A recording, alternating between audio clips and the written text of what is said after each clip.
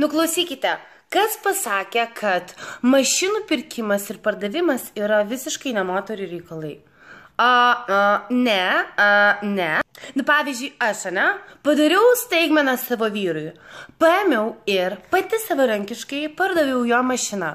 Ten kažkokia tai 2016 metų juoda ir pilka, žodžiu, nesmė.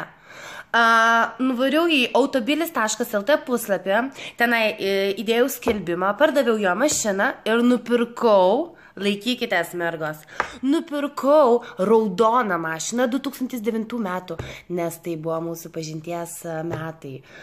Tai tiek sutaupiau pinigų, žodžiu, kad ir pati nusipirkau savo metų mašiną.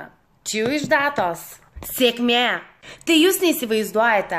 Mano vyras, kai pamatė dovaną, jisai net iš to džiaugsmo nepasakė ne vieno žodžio man. Gal kokią savaitę su manimi nešnekėjo.